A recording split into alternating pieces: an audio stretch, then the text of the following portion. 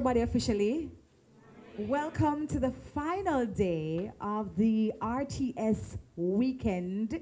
Thank you all so much for joining us this morning for our last event, Coffee and CEO. And as promised, and Jody did give everybody fair warning, get here on time because Gary has to go and you can't miss him.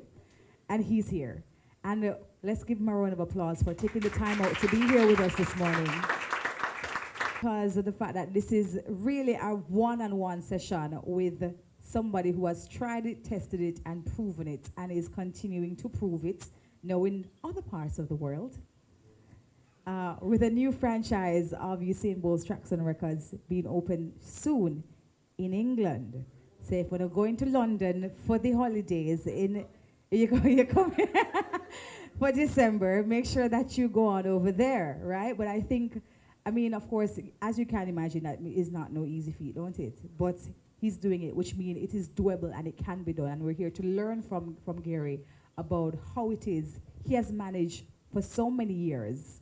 He started Usain Bolt Tracks and Records when you were 34, you said to me this morning. I know you're in your 40s, 44, for 10 years. So that's commitment and a whole heap of things. And that's just one business. Right? That's just one business. So, without further ado, ladies and gentlemen, I don't want to really get into it because I'm sure he has a lot of story to tell. The man, Gary Matalon. As Debbie said, I was invited here and thought, what a great initiative. And it was really something that I thought, I'm not a great speaker, I'm not a teacher, I'm not, anything that I think would be like, come on in. They were partying last night till late. Yes, but yeah, no, it's more for me just about even trying to communicate some of my journey with the hopes that somebody in the room or everybody in the room is going to take even one thing from it and say, all right, I heard that before, or yeah, that's kind of how it goes. So it help you to navigate your own journey. And I mean, as far as I'm concerned, a lot of people are like, well, why don't you tell us how you did it? Did what? I'm still kind of trying to do it. And it's not that I've reached anywhere, but I've definitely endured some catastrophe, and I've also enjoyed some success. And I think that by being able to kind of share that with everybody, hopefully people will be able to take from that and it then help improve them their own journey, So, I mean, for me, what would be great is to kind of even really understand what it is people want to know, what it is people are curious about, and kind of make it a little more interactive as opposed to... Oh, no, it will definitely be interactive for sure because, we want to know how it's done. I'm sure everybody inside here are going to ask the question, and it's not a one-size-fits-all. This is what we know for sure, right? But in terms of what you have managed to do, so that's what's one part of what Gary does. You see in both Tracks and Records. What are the other things that you have managed to ground up? So, just a quick history. After university, I came back to Jamaica and joined my family business, and which was construction. And I had a job out in the field. We were building Greater Portmore at the time, and it wasn't a great job. I was kind of doing sewer and water and survey and stand up in the hot sun and hold that something for a man to look through an instrument. Just wasn't great. But as I developed in that business, I started to, I had a lot of ideas. I started to do my master's online, and even more things were coming to me. And I said, you know what? We can do this better. I can change this. I can do, and it was really the culture of the company. I'm not knocking the company I was working for, but the culture was just very different. It was very rigid. It's a company that started in the 50s. It had 2,000 employees. They weren't very open or very flexible to anything I wanted to do, and it was very frustrating for me. And although I had a paycheck that came in at 25th of every month, and there was really no reason for me to want to leave the situation I was in, other than I felt like I was in a straitjacket. I needed to do something more, and I felt like I could do a whole lot more. And of course, at that point, I mean, we're talking about 2004. So I was pretty much young and dumb. I didn't really know what I was getting myself into, but I tendered resignation and decided to start a business that didn't require a hell of a lot of startup capital. It was a project management services company, and I had already been certified as a project manager. So I was like, yeah, man, start a business, simple.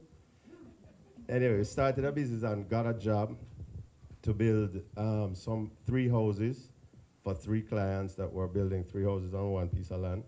And about 3 or 4 months into the job, they had a disagreement and decided the job isn't going forward. So, of course, now I have this new company with 0 work, right? And whereas that didn't worry me too much, I said, we'll go get another job. Month 1, month 2, month 3, 6 months, 8 months, no work. And of course, as a young person, I hadn't accumulated any kind of wealth that I could sit down on and just relax until the job came in. I mean, the bank balance was just going down and down and down, and nothing going in at all. Until it got to the point where I said, I have to dust off my resume and head back out the road. So fortunately, I got a call one morning, and it was the job was to project manage the Richmond development on the North Coast, St. Ann, which is a massive job. So of course, here's like a very young company, and there was just a number of things that kind of fell into place to make that job happen.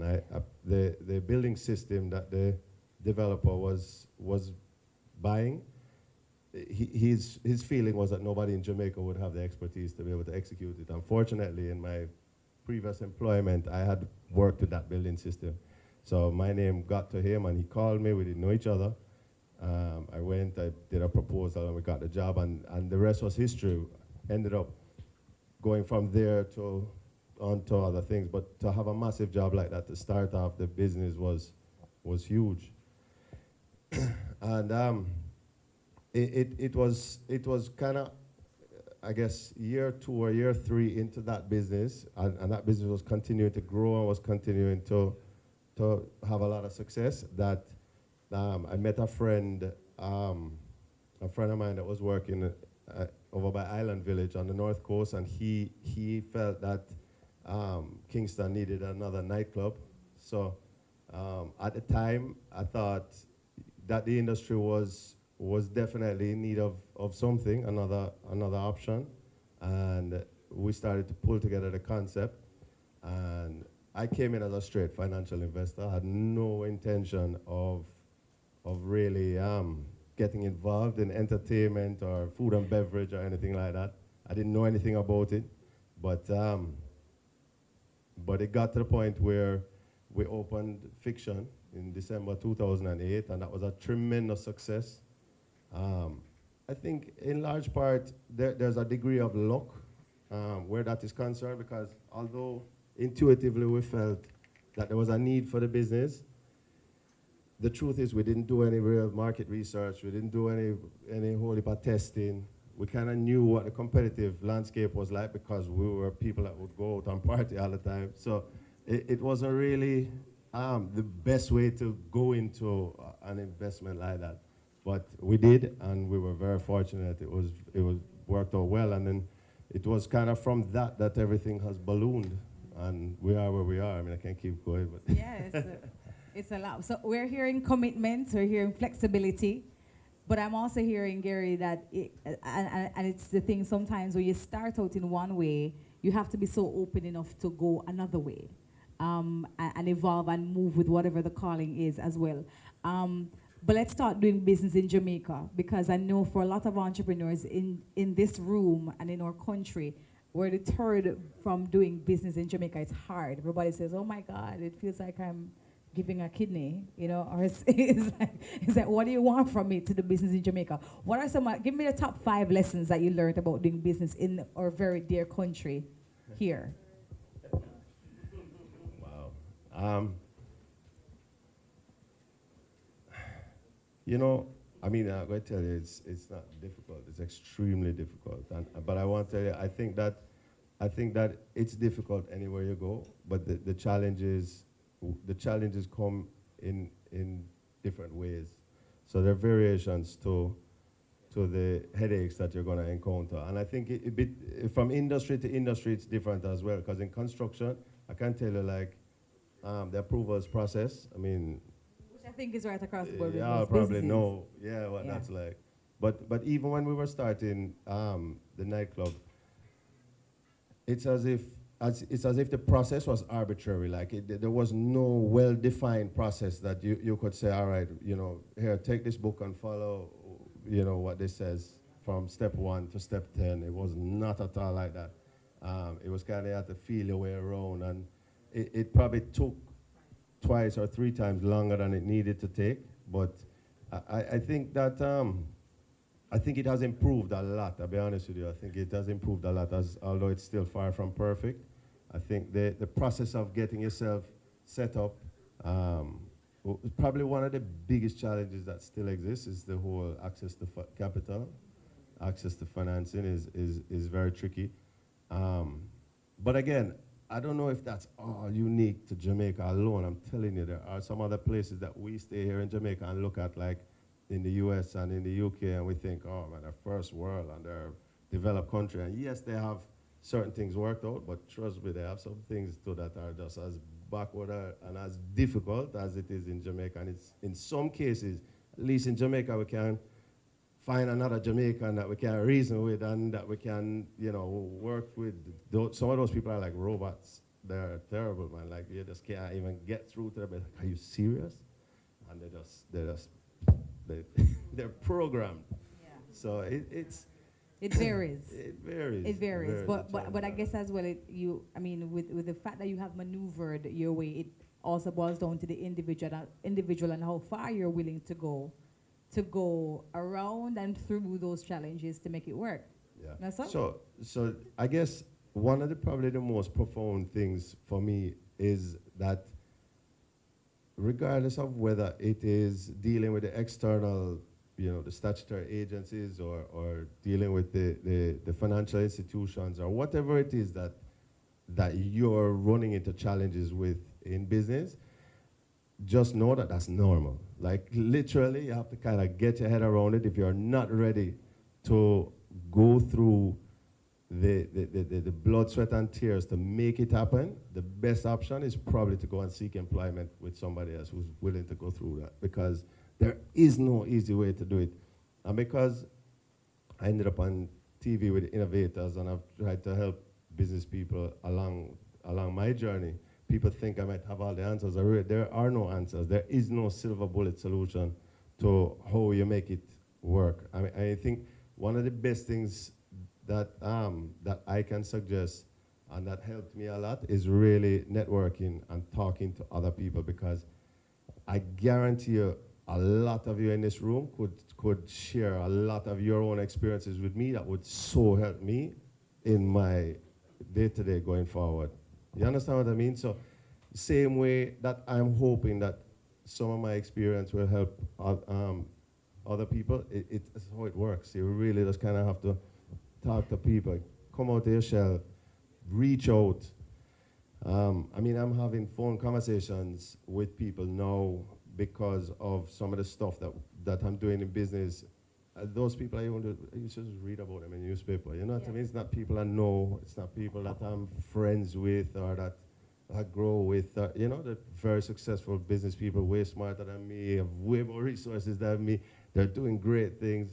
They control a lot of business, private sector in Jamaica, and they pick up the phone and calling me, and I'm like, that's weird. You know what I mean? And it's really just a matter of, I think, putting yourself out there, networking, hit it hard. There's no other way around it.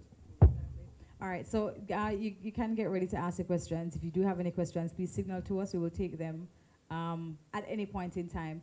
But Gary, you have now franchised. How many locations now do you have now for Usain Bolt Tracks and Records?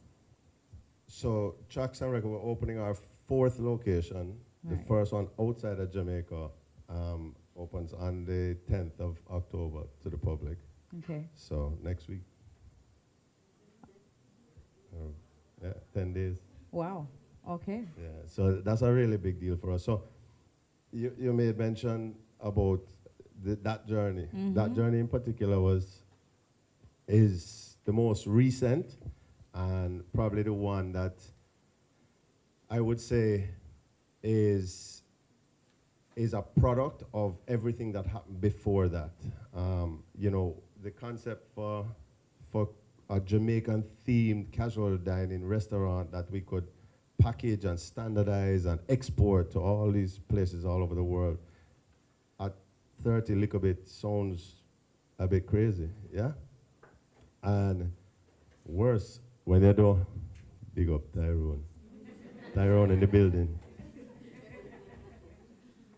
So it's, yeah, you know, say, how are we gonna go there and compete with these massive multinational organizations like Yum Restaurants and Darden Group, and they have billions of dollars worth of resources. They create concepts at will and go there and they have so much money to throw behind it, and we're gonna come there as like this crazy kid from Jamaica. You know, just how are we even going to take them on? We don't have the financial resources they have. We don't have the expertise they have. We have nothing that they have. And then it just was so clear, you know, when you pose the challenge like that, it sounds ridiculous. It's not even realistic. And then you think it's actually quite simple, because we're Jamaican, and no matter what they have, they don't have that, right? And that's ultimately it. I mean, in a nutshell. So of course, we reached out to Usain Bolt, who at the time had set the world record and had won the Olympics, and he did the Berlin thing, and then but nowhere near the legendary status that he is now. Talked to him, we talked to Shampa, we talked to Shaggy, we talked to Chris Gear, we talked to a bunch of people, and everybody was in. Everybody was saying, yeah, well, let's come together, and I was my idea was to share some equity with them, raise some financing, and go out there and use them to help to get people's attention, which we couldn't do the traditional way or the conventional way, which is really to have money to create that awareness. I was going to use the as much of their popularity as possible, and it was Usain's team that came back and said, "By as much as we love it, we'd love to do it alone rather than with the whole group." So we really had a decision to make at that point in time, and him being kind of at the top of the food chain where he was, we felt he was young, we felt he was cool. He had not just the athletic side, but he had the whole personality side and the lifestyle and the vibe and the party, and we just thought that it was a gamble, of course, but we thought let's go with it, and so hence Usain Bolt's Tracks and Records. But it has created as much challenge for us as it has created benefit, because, you know, when we went to the banks to raise money, sitting down in front of the bankers, they give us stacks and stacks of forms to fill out, all these different documents of a return. I mean, take literally weeks and weeks and weeks worth of application process. And then at the end of the day, the loan gets rejected because you're saying it's too big a risk. He's too young, so put him sleep with an underage girl, so put him twist him ankle, I've heard it all. So I got rejected by one of the biggest banks in Jamaica. I went to the second biggest bank in Jamaica and said to them, you know, these people took me through a 4-month application process and they rejected me. Don't do me that. If you're not going to give me, just tell me up front you're not going to give me. And they came back in a week and said, well, we're sorry, it's too risky. So I got rejected twice and literally was going to go and try and raise it privately after that. And that means basically going around and begging anybody that look like them have a lot of money. Yeah. But fortunately, I didn't have to do that because the third bank I went to at the time was Pan Caribbean, and didn't know anybody in there. Got introduction to somebody. Went there, stated my case, and before you blink, in 30 days, I was able to borrow the money from the bank that I needed, and that was a game changer for me. It was almost like it was surreal because when the money hit the account, I still couldn't even believe that we had gotten the money.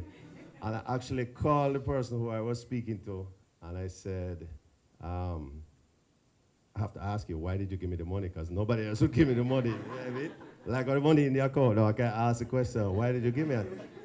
He said to me, he said, I'm glad you asked the question. He says, because we don't invest in businesses, we invest in people. And he said, when you sat in front of me and you explained to me what you wanted to do, and I saw the passion, and I understood the work that you were putting into it, I knew my money was safe. And it was at that point, there's no pressure, right? But it was at that point that I understood very clearly. And the truth of the matter is, his money was safe because I would have dead before I don't pay him back his body. I would have to try to find a way. So I think that's also part of what helped me go through some of the lowest lows, which came shortly thereafter. Because of course, when we got Traction Records up and running, we were having a lot of success. Fiction was still very profitable. Now we had Traction Records dumping cash on us, and we moved on to other things. We started a gaming lounge, then we started a second nightclub, and so now we went through this period of hyper growth, and that was great because you feel like you're unstoppable. You're just going. Of course, what was happening was as we were building other avenues, other business lines, the revenue was actually going in the other direction. The economy was taking a turn for the worse. All in Cash Plus, all those guys blew up, right? And what ended up happening now is that we've built up this massive overhead and not the revenue to support it. So very quickly went from being profitable to being in a loss-making situation. And when your burn rates or your expenses on a consistent basis are growing and are high, and they're not easy to just reduce with the reduction in revenue, what quickly happens is you start accumulating a lot of losses.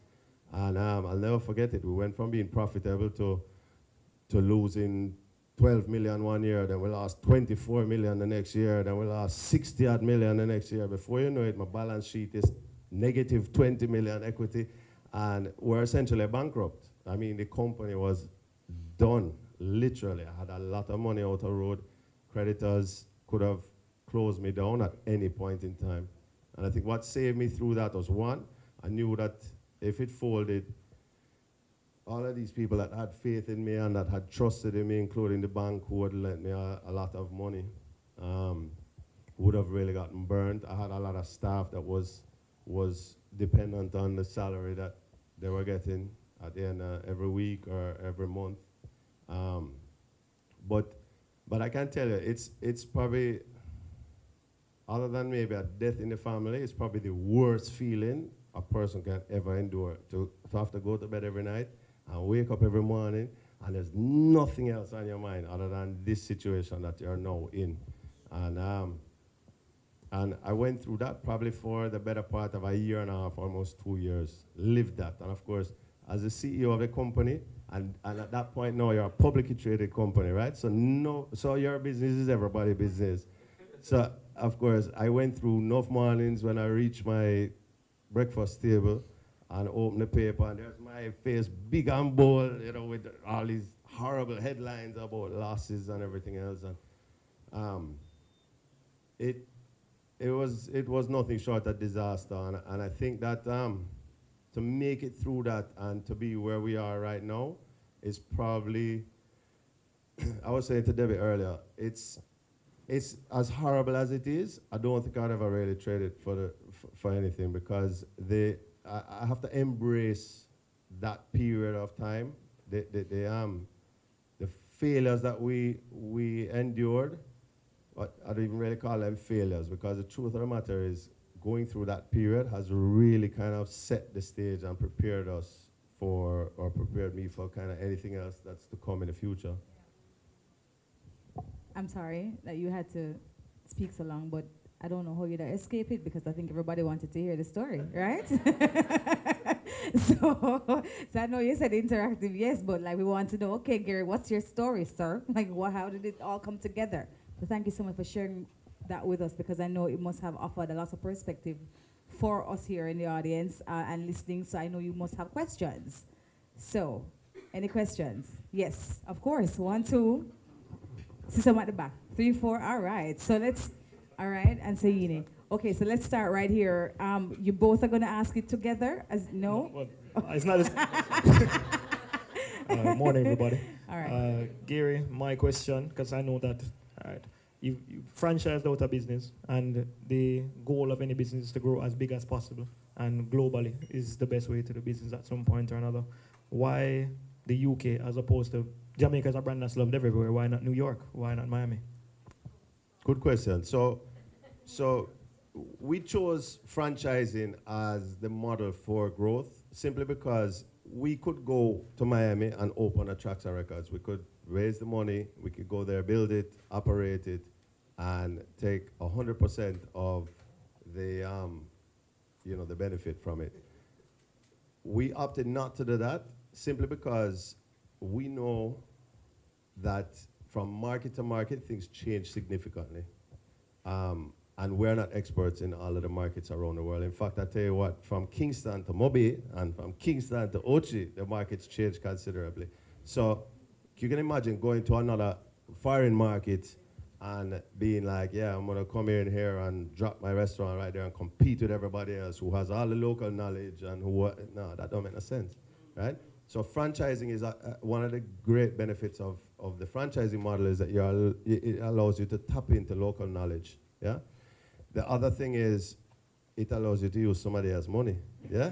So it's not necessarily you having to come up with a couple $1 million to go build all of this investment. Somebody else is doing it. But the only way you're going to get somebody else to do it is if you have a concept that's strong, that can stand up. And so that was really our focus, create this concept, standardize it, document it, get it into a position that we can turn around now and export it. So having told you all of that, now to answer your question specifically, the next big challenge you have when you're going into franchising or any type of business that requires you to, quote unquote, partner with other people is the biggest challenge you're going to have is to find the right partners. And a lot of what has driven the move to, well, London, all right, so what we did was we looked at globally, we said, these are some target markets. This is where we would like to go. London happens to be one of those markets. So in the US, we'll look at South Florida, we look at New York, we look at Atlanta. Even out on the West Coast, we think California could be very good based on the research that we've done. We also think about like places in Africa, we think about places in the Far East, yeah?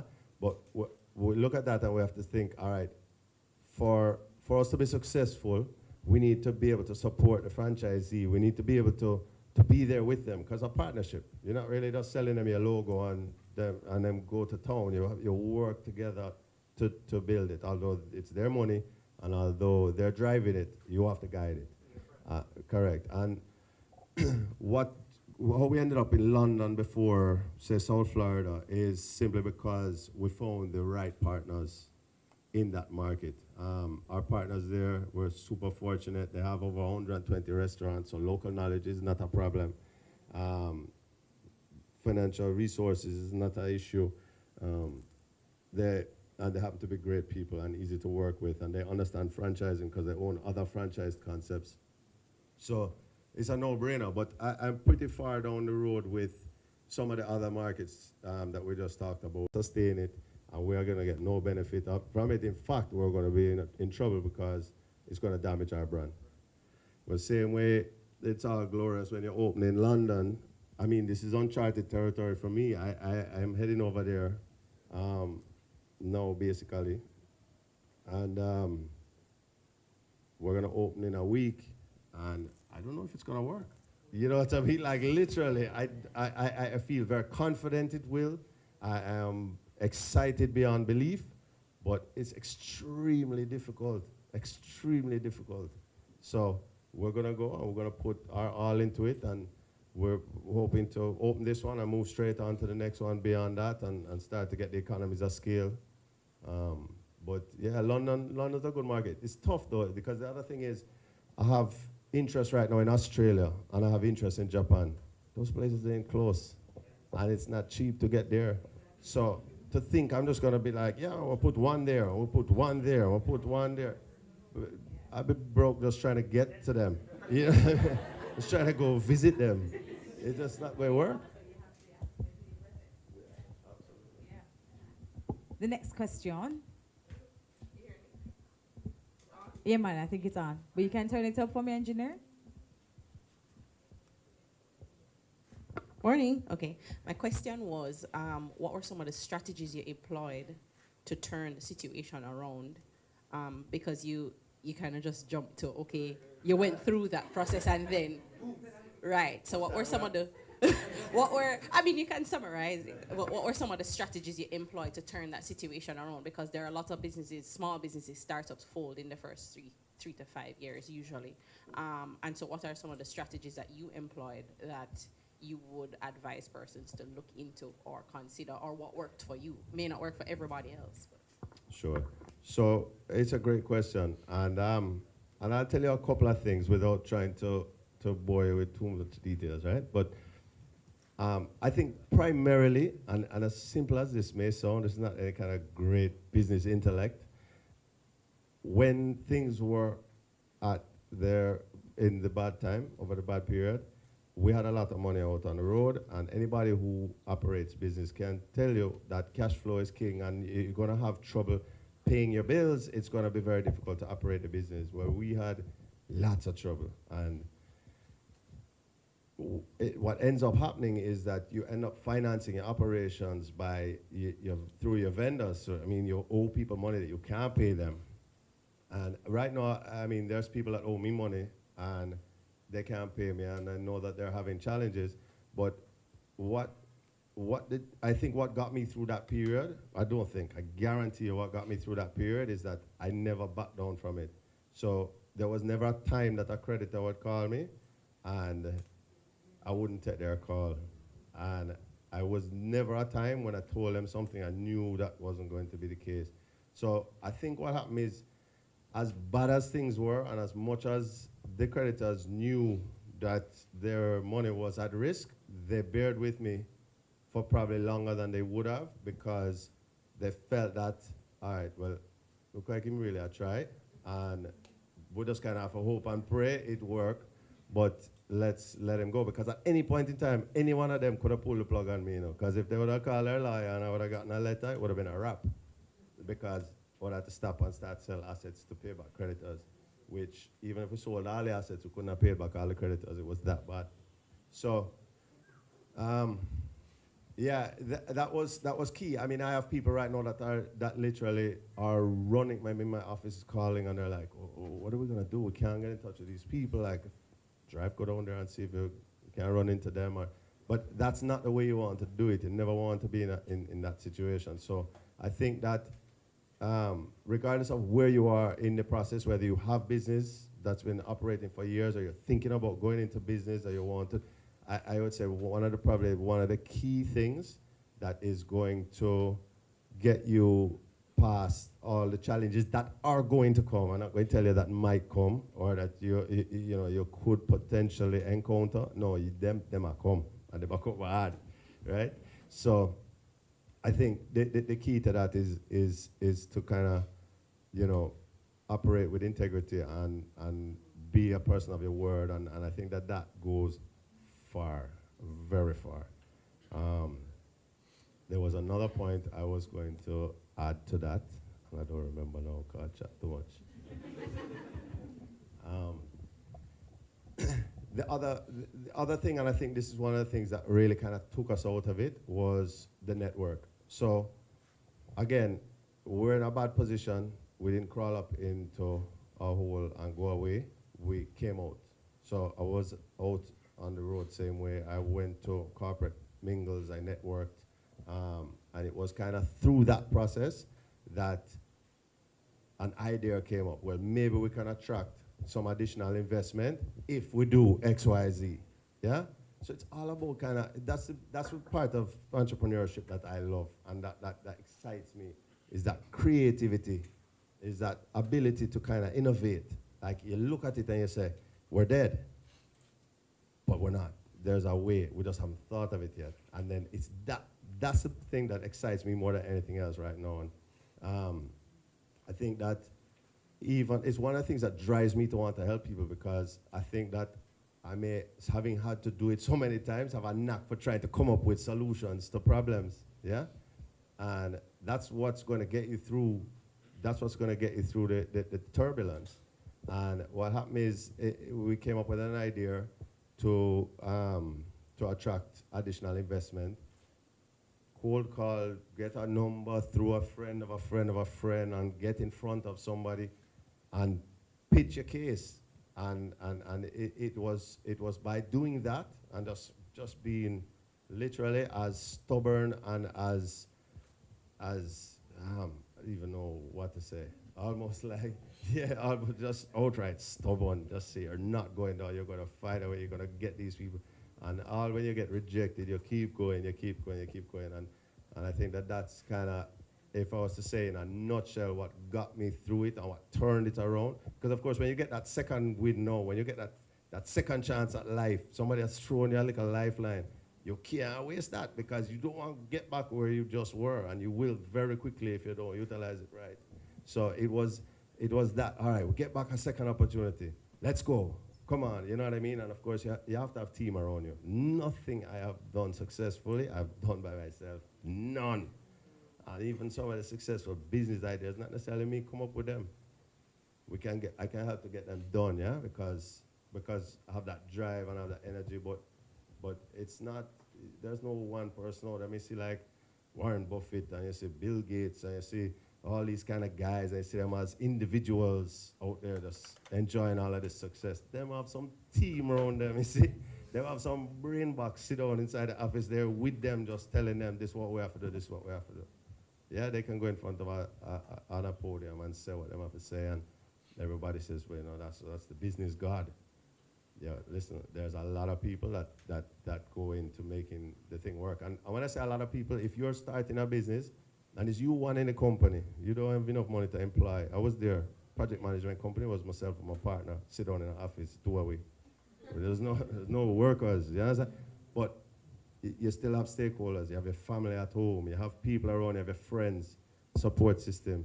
It's always people that contribute to that process, and they're super important. Don't lose sight of that. Never you one. I love that. I love that. Yeah, that. All right, so the other question, we had another one here, yes. Good morning. All right, question. How do you separate the CEO emotions from the personal emotions when it comes to staffing?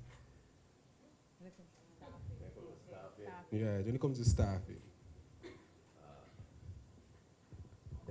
It's a good question. All right, but so you know what I'm going to use to answer that question? I'm going to use my previous experience working in my family's business. I think one of the issues that family business have in globally, a family business on a whole has the issue of the fact that they're called family business. Look, there's no such thing. A business is a business, okay? So if you're not prepared to operate it like a business and make decisions that are in the best interest of the business, God help you, because you cannot let, you know what I mean? I mean, and I say that within reason, because obviously you're not going to make a business decision that is going to have a horrible implication for something else or for somebody else, yeah? There's a line to draw there, but as far as operating the business and as far as making decisions for the business, you have to do it with the business in mind. It cannot be a situation where you say, "Hi, Debbie, I'm a friend," but she not doing no work. She come in there every day and she on Instagram from morning till night. It can't work if you're not prepared to make the decision in the best interest of the business. So like I know you. If you're not, I'm kidding. Yeah, you have to separate the two. Yeah, you have to separate the two, and it's a big challenge. And you know, I can tell you, I had cousins working in senior positions in the family business that were only there because they were cousins. They would never get employment and be put in that position on the merit of their trust me when I tell you. And that's frustrating and that can't work. I don't want to work in an organization like that. I don't want to operate an organization like that. Because I just don't see how it works. And it doesn't in most cases.